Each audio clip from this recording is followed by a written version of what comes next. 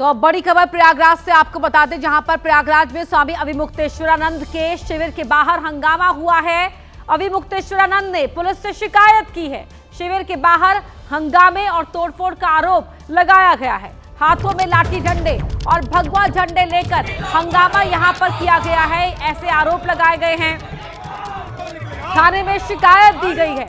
ये कहा गया है कुछ असामाजिक तत्व हाथों में भगवा झंडे लाठी डंडे लेकर उनके शिविर के बाहर हंगामा करने लगे। प्रयागराज पुलिस से स्वामी अविमुक्तेश्वरानंद ने अपनी जान को खतरा भी बताया है। ये 4 तस्वीरें स्वामी अविमुक्तेश्वरानंद के धरने का आज 8वां दिन है। उनके शिविर के बाहर रात हंगामा हुआ। हाथों में भगवा झंडा लेकर लाठी डंडे लेकर ये हंगामा किया गया और साथ ही नारेबाजी की गई है। नारे लगाए गए हैं, आई लव बुलडोजर बाबा, इस तरह की नारेबाजी वहां पर शिविर के बाहर की गई है। ये सब कुछ स्वामी अविमुक्तेश्वरानंद की ओर से अपनी शिकायत में पुलिस से कहा गया है।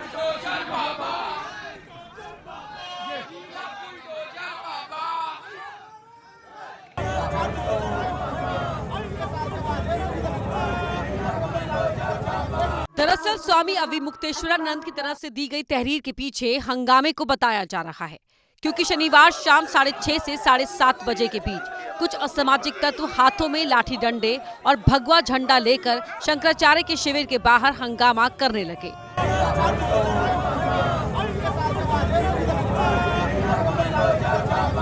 आरोप है कि कुछ लोगों ने स्वामी अविमुक्तेश्वरानंद सरस्वती के शिविर में घुसने की कोशिश की और शिविर की संपत्ति को नुकसान पहुंचाया। वहीं शिविर के बाहर हंगामा करने की कई तस्वीर सामने आई है, जिसमें कुछ लोग आई लव बुलडोजर बाबा जैसे नारे लगाते हुए नजर आए, जिससे माघ मेला क्षेत्र के सेक्टर 4 में अफरा तफरी का माहौल हो गया।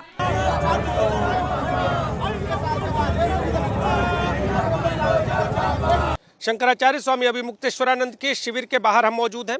आप देखिए, ये शिविर है और शिविर से कुछ दूरी पर यहाँ पर आप देखिए ये वो जगह है। यहाँ पर 6 से 7 के बीच में लगभग 8 से 10 की संख्या में लोग आते हैं। उनके हाथों में झंडे होते हैं, वो नारे लगाते हैं, यहाँ पर हंगामा करते हैं। इसी हंगामे और नारेबाजी के बाद स्वामी अविमुक्तेश्वरानंद सरस्वती की तरफ से जान को खतरा बताते हुए कल्पवासी थाना अध्यक्ष को तहरीर दी गई है। हालांकि बता दें कि स्वामी अविमुक्तेश्वरानंद के शिविर के बाहर सीसीटीवी कैमरे लगाए गए हैं, साथ ही थोड़ी दूर पर बैरिकेडिंग भी की गई है, लेकिन इसके बाद भी कुछ लोग आते हैं, नारेबाजी करते हैं और अब इसी को लेकर स्वामी अविमुक्तेश्वरानंद के और प्रशासन के बीच तल्खी और ज्यादा बढ़ गई है। प्रयागराज की त्रिवेणी पर स्नान को लेकर शुरू हुआ संग्राम अभी तक जारी है। शुरू में मामला प्रशासन और शंकराचार्य स्वामी अविमुक्तेश्वरानंद के बीच का था, लेकिन नोटिस और काल नेमी जैसी सियासी बयानबाजी ने इस विवाद को और बढ़ा दिया, जिसके बाद न सिर्फ साधु संतों में दो फाड़ हो गया, बल्कि बीजेपी के अंदर से भी अलग अलग आवाज बाहर आने लगी है। वहीं सम्मान के नाम पर धरने पर बैठे शंकराचार्य स्वामी अविमुक्तेश्वरानंद अपनी मांगों को लेकर अड़े हुए हैं। 18 जनवरी की सुबह सुबह संगम पर हंगामा हुआ। पुलिस और संतों में झड़प हुई।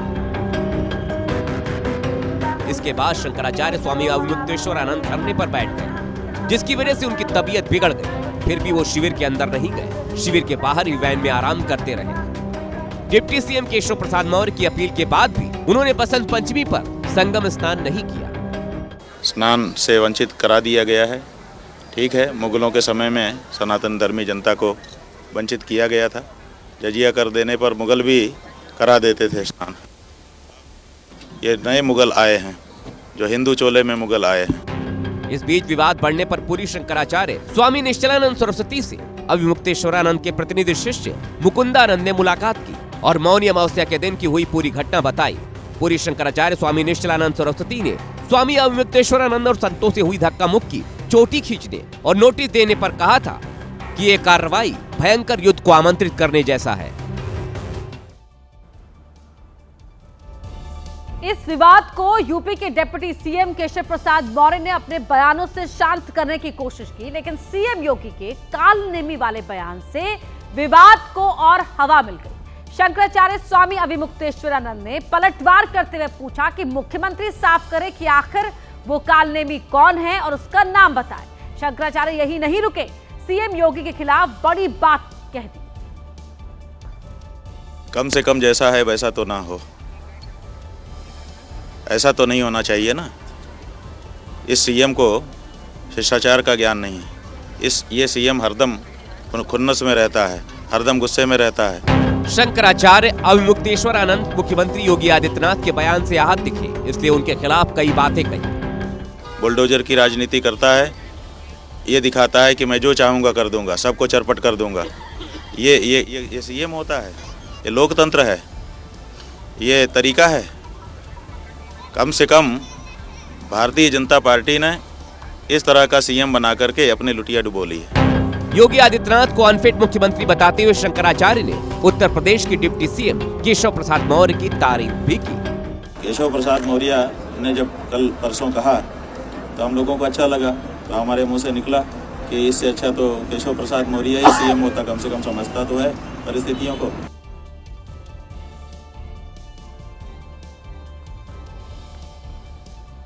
वहीं इस पूरे विवाद में अब संतों में दो फाड़ नजर आ रहे हैं। कुछ संत समर्थन में हैं तो कुछ विरोध कर रहे हैं। योग गुरु स्वामी रामदेव भी खुलकर खिलाफत कर रहे हैं। नाम लिए बिना स्वामी रामदेव ने अविमुक्तेश्वरानंद पर हमला बोला और कहा कि पुरुषार्थ करो, लेकिन गाली गलौज करना नहीं चाहिए।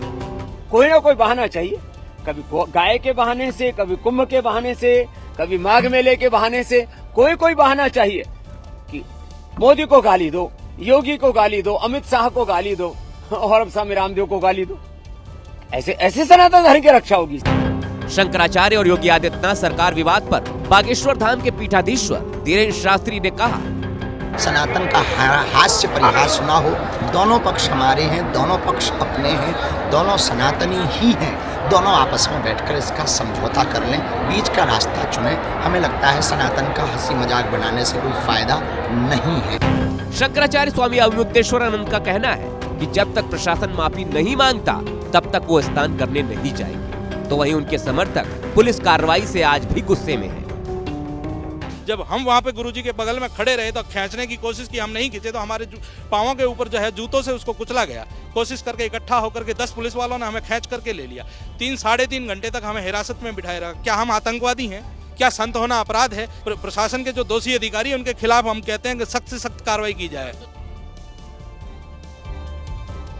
इस विवाद में सियासत तो पहले ही दिन से हो रही है, लेकिन अब विपक्षी दल पोस्टर के जरिए घेराबंदी करने में जुटे हैं। समाजवादी पार्टी और कांग्रेस खुलकर शंकराचार्य के समर्थन में आ गए।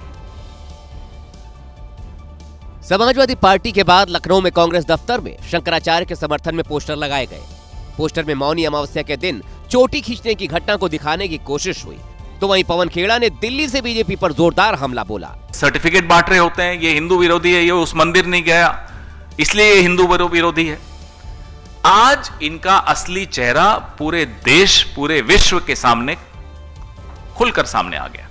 समाजवादी पार्टी के नेता शिवपाल यादव ने शंकराचार्य के बहाने बीजेपी पर निशाना साधा। वहाँ पर शंकराचार्य जैसे अविमुक्तेश्वरानंद जी का अपमान अगर हो, गंगा जी में नहाने न दिया जाए, तो बताओ भारतीय जनता पार्टी के लोग कैसे सनातनी। बहुजन समाजवादी पार्टी की प्रमुख मायावती ने भी एक्स पर लिखा, उत्तर प्रदेश ही नहीं बल्कि देश के अन्य राज्यों में भी किसी भी धर्म के पर्व में राजनीतिक लोगों का हस्तक्षेप कुछ वर्षों में काफी बढ़ गया है, जो नए नए विवाद का कारण बन रहा है। ये सही नहीं है। इसलिए प्रयागराज में चल रहा कड़वा विवाद आपसी सहमति से जितना जल्द सुलझा लिया जाए उतना बेहतर होगा।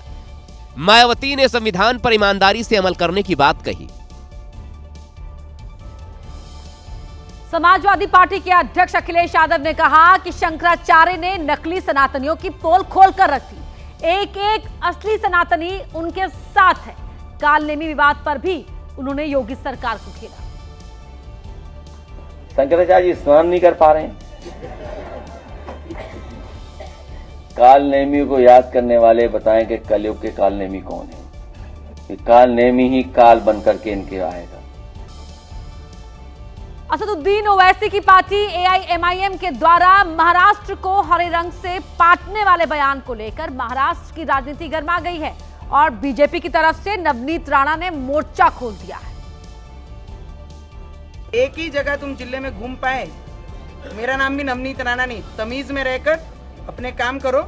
और जहाँ पे हैं वहाँ पर अपनी औकात में रहो। बीजेपी नेता नवनीत राणा की ये तल्खी एआईएमआईएम के उस बयान को लेकर है जिसकी शुरुआत एआईएमआईएम की पार्षद सहर शेख ने की। दरअसल महाराष्ट्र निकाय चुनाव के बाद सहर शेख ने कहा था कि आने वाले दिनों में वो पूरे महाराष्ट्र को हरा कर देंगे, लेकिन माहौल उस वक्त गर्मा गया जब एआईएमआईएम के महाराष्ट्र अध्यक्ष इम्तियाज जलील भी इस बयान का समर्थन कर बैठे और इसे पूरी पार्टी का बयान बता दिया। और अब इसी को लेकर बीजेपी नेता नवनीत राणा पूरी एआईएमआईएम पर हमलावर है। मला वाटतं इम्तियाज जलील आपली औकात आणि आपली परिस्थिती विसरले आहे। त्यांनी जे म्हटलं की सिर्फ मुंब्रा नहीं पूरी महाराष्ट्र को हरा करेंगे, छत्रपति की औलादें और छत्रपति के भक्त और उनका खून हमारे अभी भी शरीरों में दौड़ रहा है। तुम नहीं, तुम्हारे 7 पीढ़ियां ऊपर से नीचे आए तो वो भी हरा नहीं कर पाएंगे महाराष्ट्र को। बता दें कि इस बार महाराष्ट्र चुनाव में बीजेपी की प्रचंड जीत हुई है। पहली बार मुंबई में बीजेपी का मेयर बनने जा रहा है। उत्तर प्रदेश के कासगंज में नोएडा जैसा हादसा हुआ, जहां एक ऑल्टो कार बेकाबू होकर नहर में जा गिरी, लेकिन गनीमत रही कि वहां मौके पर मौजूद युवाओं ने नदी में छलांग लगाकर कार सवारों को बचा लिया। दरअसल जैसे ही ऑल्टो कार नहर में गिरी तभी आसपास मजदूरी कर रहे बीकेश और धारा सिंह ने जान की परवाह किए बिना नहर में छलांग लगा दी, जिन्हें देख गांव के दूसरे लोग भी मदद के लिए आगे आ गए और फिर गांव वालों ने मिलकर कार की खिड़की तोड़ी और दोनों कार सवारों को कार से बाहर निकाल लिया। इस पूरे रेस्क्यू ऑपरेशन का वीडियो सोशल मीडिया पर वायरल हो रहा है। लोग गांव वालों के जज्बे की तारीफ कर रहे हैं, क्योंकि एक ऐसा ही हादसा नोएडा के सेक्टर 150 में हुआ था। सॉफ्टवेयर इंजीनियर युवराज मेहता की डूबने से मौत हो गई। उनकी किसी ने मदद नहीं की।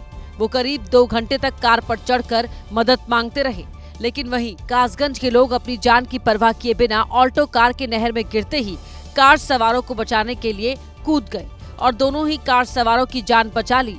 अगर नोएडा के सेक्टर 150 में भी वक्त पर मदद मिल जाती तो युवराज मेहता की जान न जाती। बड़ी खबर का रुख कर रहे हैं। युवराज की मौत मामले में एसआईटी की जांच पूरी हो गई है। विशेष जांच टीम ने अपनी जांच पूरी कर ली है। सीएम योगी को ये जांच रिपोर्ट सौंपी जाएगी। नोएडा में हादसे में युवराज मेहता की मौत हुई थी सेक्टर 150 में, जब उनकी गाड़ी एक नाले में गिर गई थी। एक प्लॉट में जहां पानी भरा हुआ था वहां गिर गई थी।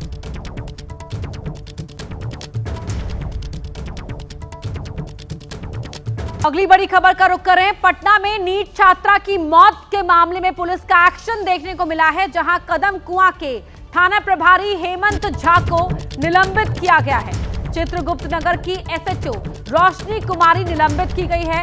लापरवाही बरतने पर दोनों अधिकारी निलंबित किए गए हैं। वहीं यूपी के ग्रेटर नोएडा में चोर बेखौफ हैं। इतने बेखौफ कि अब वो मंदिरों में घुसकर भी चोरी करने लगे हैं। ऐसे ही 2 चोर दादरी में खाटू श्याम मंदिर से ज्योत और घंटा चुरा कर ले गए। चोरी की इस वारदात को चोरों ने 7 मिनट में अंजाम दिया, जो मंदिर में लगे सीसीटीवी में रिकॉर्ड हो गई, जिसमें देखा जा सकता है कि 2 चोर आते हैं, जिनमें से एक ने हेलमेट और दस्ताने पहने हुए हैं, जबकि दूसरा कंधे पर बैग टांगे हुए था। मंदिर में प्रवेश करते ही दोनों ने पहले छोटी जोत और घंटी को बैग में रखा। इसके बाद उनकी नजर मंदिर में लगे बड़े घंटे पर पड़ी, जिसके बाद चोरों ने बैग से प्लास निकालकर बड़े घंटे की चेन काटी और उसे भी अपने बैग में रख लिया। जाने से पहले भगवान के सामने हाथ जोड़े, जैसे मानो वो भगवान से माफी मांग रहे हो, और फिर दोनों चोर फरार हो गए।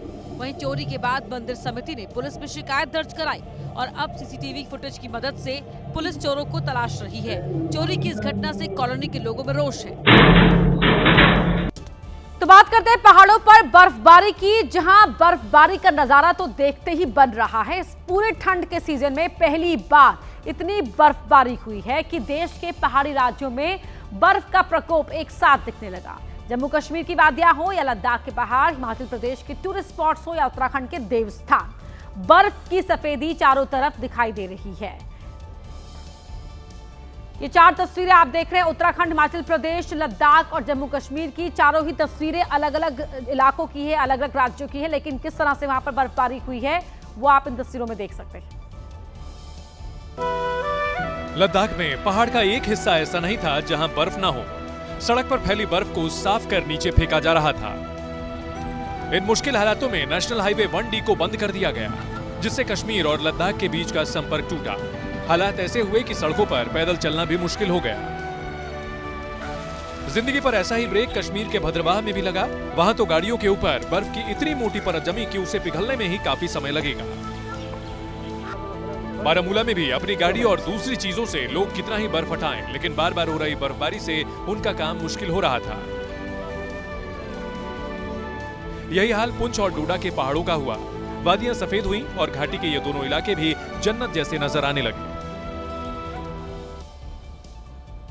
कश्मीर जैसा ही हाल हिमाचल प्रदेश का था। वहां के सबसे मशहूर टूरिस्ट स्पॉट शिमला में लंबे अरसे बाद सैलानियों को बर्फबारी वाला वीकेंड मिला। ड्रोन तस्वीरों में पूरा शिमला शहर बर्फ के आगोश में दिखा। हर घर की छत पर बर्फ की सफेदी, हर पेड़ की टहनी वहां की खूबसूरती से भर गई थी और इसी का मजा ले रहे थे वहां घूमने आने वाले पर्यटक। पहाड़ों की रानी शिमला ने बर्फ की सफेद चादर ओढ़ ली है। सैकड़ों पर्यटक जो हैं यहाँ पे हैं, जो इस बर्फ का आनंद ले रहे हैं। हालांकि बर्फबारी देखने के लिए लोग इतनी तादाद में पहुंचने लगे कि रास्तों में जाम लगने लगा। गाड़ियां जो हैं वो ढकी हैं बर्फ से। बर्फ जो गाड़ियों की छतें हैं वो बर्फ से लबरेज हैं। गाड़ियां फंसी हुई थी। अभी शिमला में भी मैंने जो होटल लिया है उधर मेरी गाड़ी पहुंच ही नहीं पाई है। गाड़ियों से फंसते फंसाते लोग पहुंचे तो निराश नहीं हुए। सबको अपनी जिंदगी का कभी न भूलने वाला पल शिमला में मिला। तो हिमाचल प्रदेश में इस वक्त मुश्किलों का पहाड़ टूटा हुआ है। बर्फबारी ने जहां एक तरफ राहत दी है तो दूसरी तरफ हिमाचल के लोग परेशान हैं। बर्फ गिरने की वजह से हिमाचल प्रदेश में 600 से ज्यादा सड़कें बंद हुई हैं। हिमाचल प्रदेश से गुजरने वाले 4 नेशनल हाईवे भी बंद हो गए हैं। आसमान से गिरने वाली बर्फ सब कुछ जमा रही है तो उसकी वजह से 5000 बिजली के ट्रांसफार्मर ठप पड़े हैं और ये समस्या कम होती भी नहीं दिख रही है, क्योंकि मौसम विभाग ने 27 जनवरी को राज्य में फिर से भारी बर्फबारी, बारिश और तूफान के मद्देनजर येलो अलर्ट जारी किया है।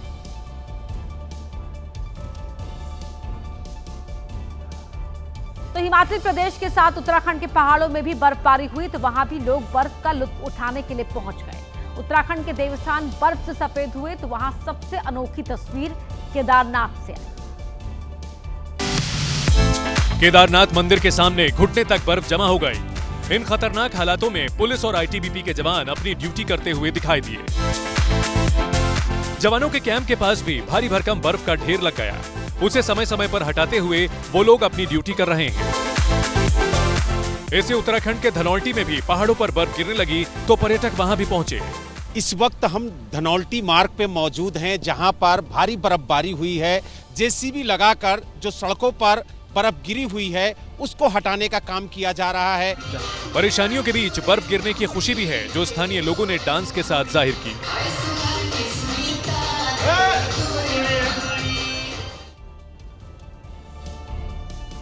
उधर जम्मू कश्मीर के अधिकतर इलाकों में इस वक्त यही बर्फ खतरा पैदा कर रही है। दक्षिण कश्मीर में हालात खतरनाक हो गए हैं। जम्मू को श्रीनगर से जोड़ने वाला हाईवे बर्फ की वजह से बंद पड़ा रहा। बनिहाल में हाईवे को बंद कर गाड़ियों को सुरक्षित जगहों तक भेजा गया। यहाँ से आगे जाने की इजाजत किसी भी गाड़ी को नहीं दी जा रही है। पहाड़ से बर्फ गिरने का खतरा है, उन जगहों से गाड़ियों को हटाकर मैदानी इलाकों की तरफ भेजा जा रहा है। बर्फ की सफेदी में गाड़ियों के लिए जहां खतरा है, तो वहीं ट्रेनों में सफर करना किसी खूबसूरत सपने से कम नहीं। शिमला में हेरिटेज ट्रेन की सैर हो या कश्मीर के बनिहाल में बर्फ के बीच का सफर, खिड़की से बाहर का नजारा दोनों तरफ खूबसूरत है। जम्मू कश्मीर में एवलांच की चेतावनी जारी की गई है। मौसम विभाग ने अलर्ट जारी करते हुए बताया कि अगले 24 घंटे कश्मीर पर भारी पड़ने वाले हैं। तो 24 घंटों के मद्देनजर ये चेतावनी जारी की गई है। अनंतनाग, बारामूला, डोडा, किश्तवाड़, कुलगाम, पुंछ, राजौरी, रामबन, रियासी और उधमपुर समेत 10 इलाके ऐसे हैं जहां पर पहाड़ों से बर्फ नीचे आ सकती है। 2500 मीटर की ऊंचाई पर मौजूद पहाड़ों पर एवलांच का खतरा है। 24 घंटे तक लोगों को सावधान रहने के लिए कहा गया है।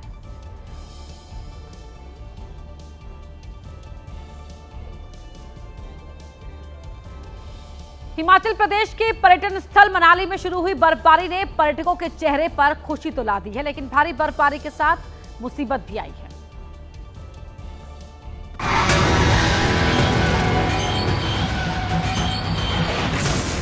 मनाली में सड़कों पर इतनी बर्फ जमा हो गई है कि गाड़ियां खड़े खड़े फिसल रही हैं। एक कार एक रिजॉर्ट के बाहर खड़ी थी, लेकिन अपने आप दौड़ने लगी।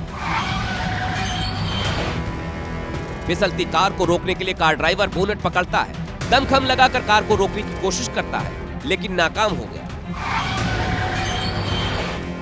काफी देर तक जोर आजमाइश करने के बाद युवक गिर गया और फिर कार जाकर सीधे खाई में जा गिरी। गनीमत रही कि खाई में कार गिरने से पहले ही ड्राइवर ने खुद को अलग कर लिया।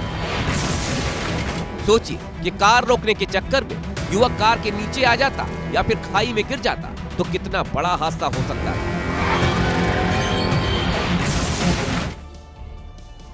उधर हिमाचल प्रदेश के शिमला में भी पर्यटकों को उसी मुसीबत का सामना करना पड़ा जैसे मनाली में हालात थे।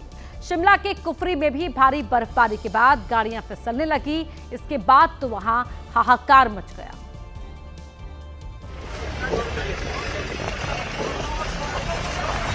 बर्फ की चादर बिछने के बाद जबरन गाड़ी निकालने की कोशिश की गई तो गाड़ियां फिसलने लगी। काले रंग की एक कार आगे चल रही सफेद रंग की एक गाड़ी से टकराई और फिर पास में खड़ी एक कार को भी ऐसी भयंकर टक्कर मारी कि पर्यटकों की सांसें थम गईं। किस्मत अच्छी थी कि इस आफत पे केवल गाड़ियों को ही नुकसान पहुंचा और किसी की जान नहीं गई। ऐसा ही हादसा शिमला के नरेन में भी हुआ, जहां बर्फ से जमी सड़कों पर जबरन निकलने की कोशिश में 3 ट्रक आपस में टकरा गए। मतियाना से आगे, ओहो, ये बहुत ही जोरदार पटाखा। हैरानी की बात तो यह है कि प्रशासन लगातार बर्फ से जमी सड़कों पर गाड़ी न चलाने की अपील कर रहा है, लेकिन लोग आंखों के सामने हो रहे हादसे देखकर भी सबक नहीं ले रहे हैं। जबरदस्ती करते हुए जब चढ़नी ही नहीं है तो फिर चलानी क्यों। उधर हिमाचल प्रदेश के सोलन में भी कार सवार कुछ लोगों की जान उस वक्त आफत में पड़ गई जब वो बर्फीले तूफान में फंस गए। कार सवार सोलन जिले के चार्ल्स हिल स्टेशन की तरफ जा रहे थे। कार सवार लोग चायल हिल स्टेशन की तरफ जा रहे थे, तभी एक बड़ा पेड़ टूटा और कार के ऊपर धड़ाम से गिर गया। इस हादसे ने कार सवार लोगों का हाल बेहाल कर दिया। हादसे के बाद कार सवार लोग तुरंत कार से बाहर निकल आए और आसपास मौजूद लोगों से मदद मांगी। बर्फीले तूफान की वजह से सोलन में 2 पेड़ टूटकर गिरे थे, जिनमें से एक पेड़ कार के ऊपर गिरा था तो दूसरा पेड़ रास्ते में गिर गया।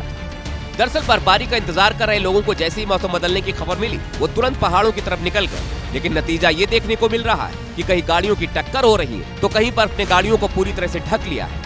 हादसे तो हर कदम पर हो ही रहे हैं। और इस वक्त की बड़ी खबर का रुख करें दिल्ली से। आपको बताते हैं जहां पर मूर्ति विसर्जन के दौरान हादसा हुआ है। एक युवक यमुना में डूब गया। ये घटना चिल्ला बॉर्डर के पास की है जहां ये हादसा हुआ। युवक यमुना में डूब गया और ये तस्वीरें भी आप उसी जगह की देख रहे हैं जब उसके शव को बाहर निकाला गया। तो यहाँ युवक जो था वो डूब गया था और किस तरह से रेस्क्यू टीम वहां पर पहुंची है वो आप इन तस्वीरों में देख सकते हैं। चिल्ला बॉर्डर के पास ये हादसा हुआ।